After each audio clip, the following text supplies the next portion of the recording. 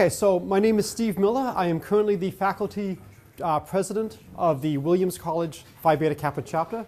It's an honor to be here today. It's wonderful to have so many distinguished guests coming to campus, so many distinguished colleagues of mine and students of mine who are coming here to discuss all of these issues. And so what I want to do for this 150th anniversary of Williams is talk a little bit about where we are now and where we might be in the future and just some of the possible paths. So some of the other speakers have talked about the roots and origins of Phi Beta Kappa, both nationally at other institutions that Williams compares itself to, as well as Williams itself.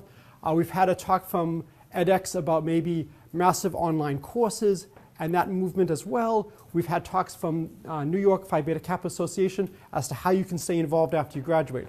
What I want to do is I want to talk a little bit about some of the things I and my colleagues are doing here at Williams and elsewhere. In the interest of time, I will focus on just one item. I'll talk a little bit about using YouTube and some of the online resources that are available and very easy to use and ways to integrate this into the classroom experience.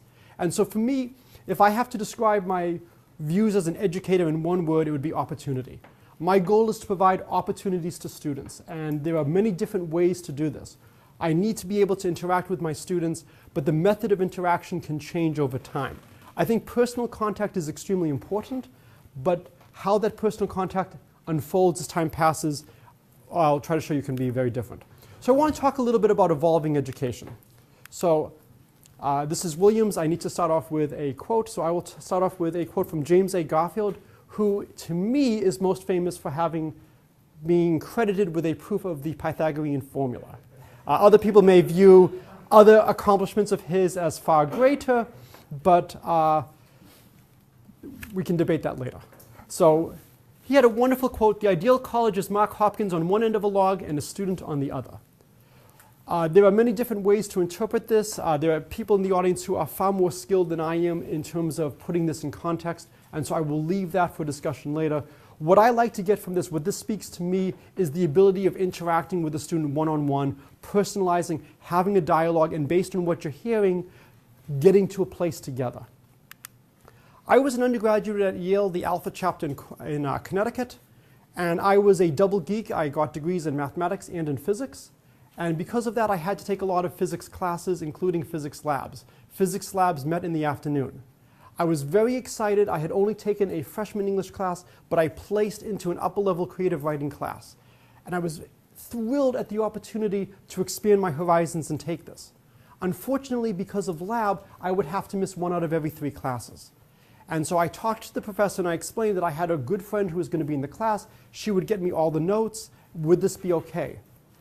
And her response was, unfortunately, no, that being in class, participating in class was an integral part to the experience. As a professor and as an educator, I can understand that. I can understand wanting to have an active and involved class. But to me, it was very disappointing because I lost this opportunity to explore and expand from my hard science background, replace the class, not surprisingly, with another science class. In the end, I actually just did whichever assignments I found most interesting that my friend passed along, but I lost the ability to engage myself and have myself 2/3 engaged rather than non-engaged at all. So I want to flash forward to my time now at Williams. Opportunities happen.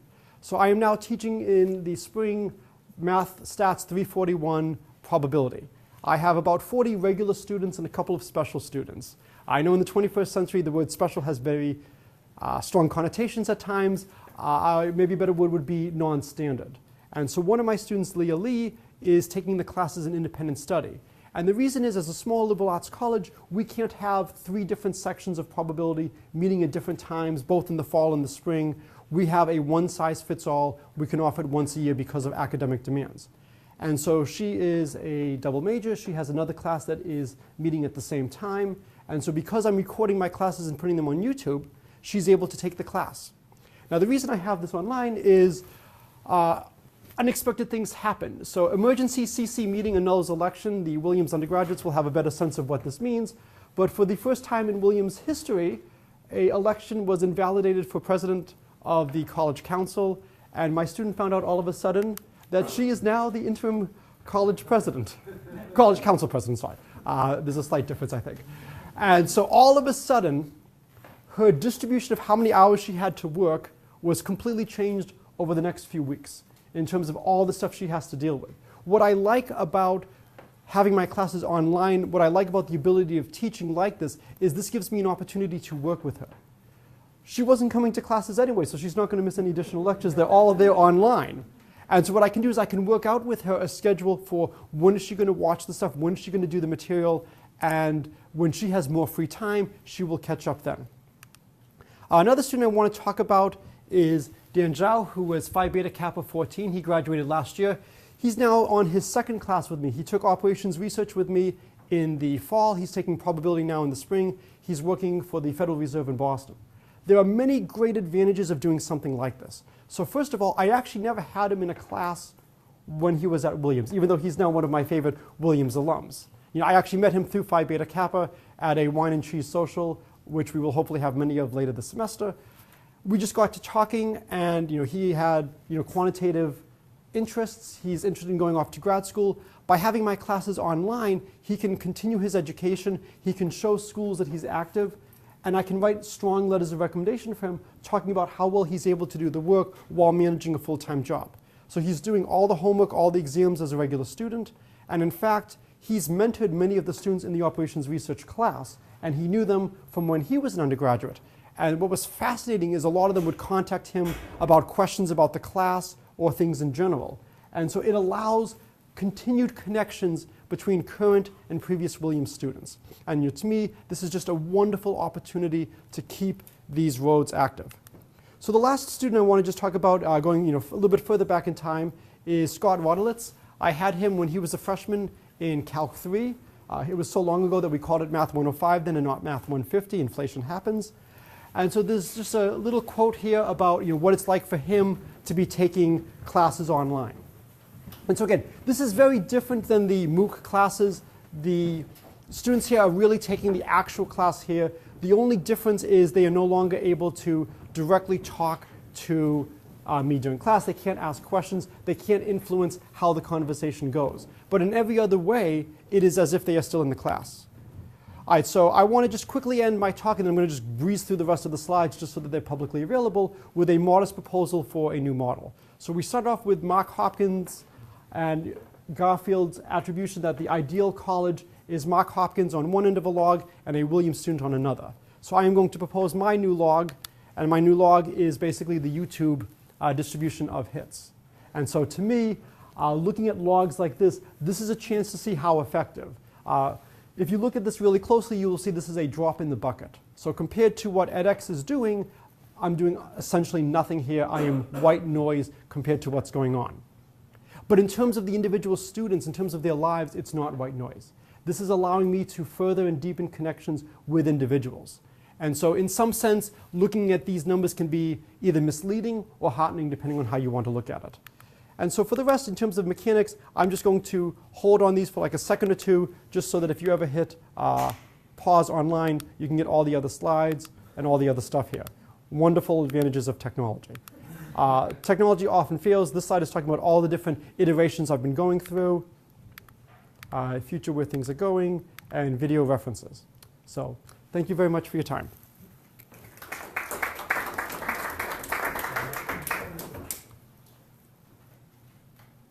Yes? Can I make a comment, Stephen? Absolutely. So often one hears something and sort of bits and pieces of thinking drop into place.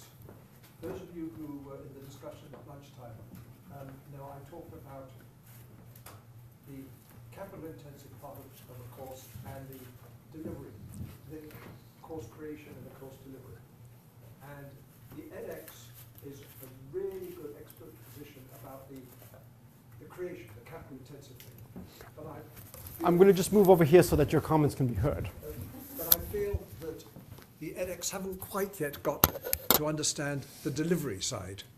Whereas what you're doing is you've really got to understand the delivery side, but you're using your video lectures, which I would argue are maybe less capital intensive than one ideally needs. Right. So you're coming from one end. Yes. They're coming from the other end. And the gap between them isn't very great. No. That's the exciting thing. And eventually what I hope is several of us will get together and work on a unified course. It's way new to the course that your colleague someone else, Can then, right. that they come together.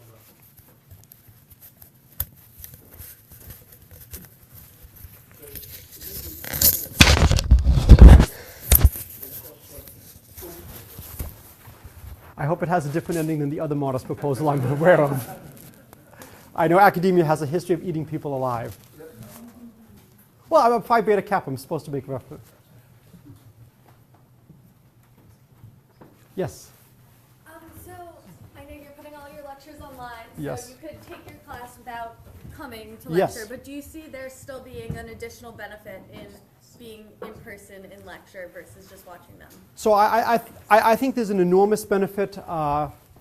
One of the quotes that I have up here under implementation, so this was a student of mine in complex analysis. So he had done an REU, a research experience for an undergraduate with me. He's from Kalamazoo College.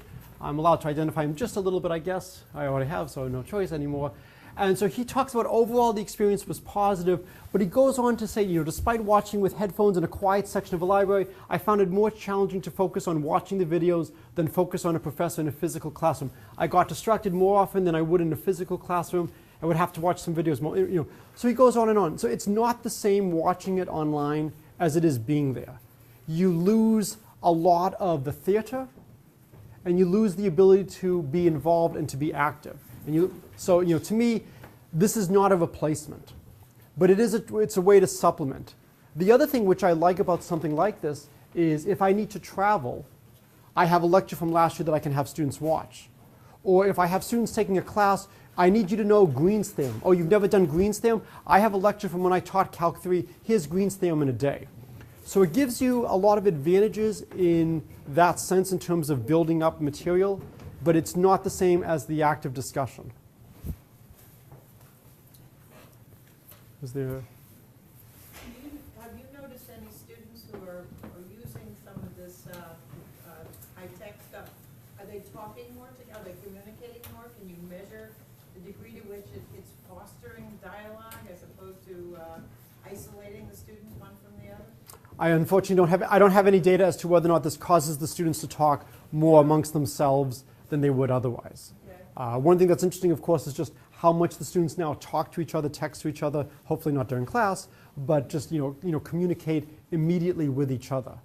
And in terms of whether or not they talk about stuff like this, my feeling is they probably don't talk too much about a video they've watched at home. Whereas, I feel if you actually go to a lecture, at least, when I was in college, one of the things I loved about being a science major at Yale is the physics, chemistry, biology buildings. They were at the top of Science Hill. If you wanted to eat, you had to eat at the top of Science Hill. You didn't have time to go down, brave the lines, get food, and come back up. So we would eat as a class. And that fostered a huge, wonderful community. We got to know each other, and we would often talk about what had just happened. And this is why this is a great chance for me to thank Dining Services for all the help they've done today and over the years. This is how you create a community. You create community around shared events and shared experiences. And so one of the things that I always fear about something like this is fragmenting the student body up into places where they no longer talk with each other.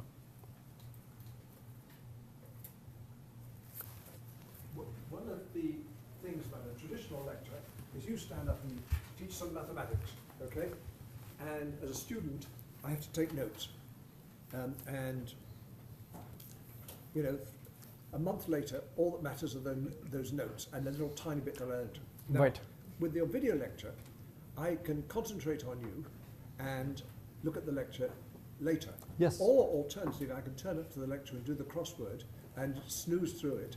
And I can't make up my mind whether the discipline of taking notes is good for me as a student or bad for me as a student. Okay, so the question is, about taking notes. I think this is an outstanding question. There are times, and I always forget to do this, to actually give a lecture to my students on how to take notes. In previous years, I've actually offered to my students, I will go with you to your biology class or your chemistry class or a psychology class or econ class, and I'll take notes. And I'll let you see how I would take notes in a lecture. I think the skill of how do you quickly write down the relevant bits of information, as well as saying, this is not that important, this is just an algebraic calculation, I can rederive this, this is the key idea. And so this is why a lot of my colleagues and I, we have a lot of material already available. So we will have, here's a handout, here's a complete proof in the book. On other times, I want students to be surprised. I want students to be thinking and not writing. So it's a real challenge as to how much I want students to be writing. But I do think that it's a skill worth teaching, and it's something that we're probably not doing nearly enough of. Hit stop. So I'm going to motion to Fred to hit stop. So one last question. Just like as a comment to that, so I was in Professor Miller's 341 class when he was recording lectures, and what was really helpful about it was that like if I missed something in class, then I could go back and watch it and then fill in the gap in my notes. So that was a really great way for me to review. Yeah, and for the most part, it takes maybe an extra half hour of my life for each class to deal with YouTube, transferring the files, renaming things, putting everything on the internet and whatnot. For the most part, I think it's you might have just seen me walking over here because it's not scribbling right now. I can try to do the dance and see if I can. No, it's not. So I will just stay over here. And so this is one of the issues. The technology does occasionally fail. There's occasionally little things you have to do. But for the most part, I think the half-hour investment is well worth it. You start to assemble a library.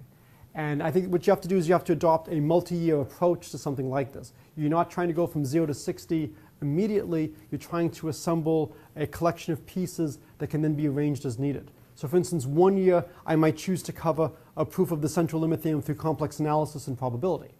This is very intense. It could take 2 weeks to do it properly. In a future year, I might use that time for something else and then say, hey, if you want to see the proof, here's a series of lectures that go through the details. It's going to be a little bit more personal than reading the book. I apologize for walking in late and I didn't hear your whole talk. But as an epidemiologist, I tend to wonder whether or not if you pulled out some of the, let's say, the most meaningful variables in your approach to teaching and subject them to a randomized controlled trial with specific outcomes you're looking for, whether or not that's been done with any of the variables you've been talking about. So Adam Wing from OIT and I did a small experiment a couple of years ago when I was teaching 2 sections of Calc 3. I had taught 2 sections of Calc 3 the previous spring, and we tried to experiment with flipping a classroom. And so we didn't do the experiment nearly as scientifically as you would have liked to have done. For the most part, the performance of the students seemed fairly similar. The amount of times the students spent watching the videos at home was not as high as you would expect. The only noticeable difference was there was more class participation in the year with the flipped classes than in the year without the flipped. Students were answering questions more frequently, and they were getting a little bit more. And my data for that is, as my students know, I tell them, please email me when you make a comment in class, and I add that to the gradebook. So it's a little bit of bias because not every student emails me when they make comments, but there was about twice as many students who had emailed me comments in the year with flipped than without flipped. But not a contemporaneous controller. No, no. I'm happy to chat more, but I think so we can stay on schedule, it's time to cede the floor.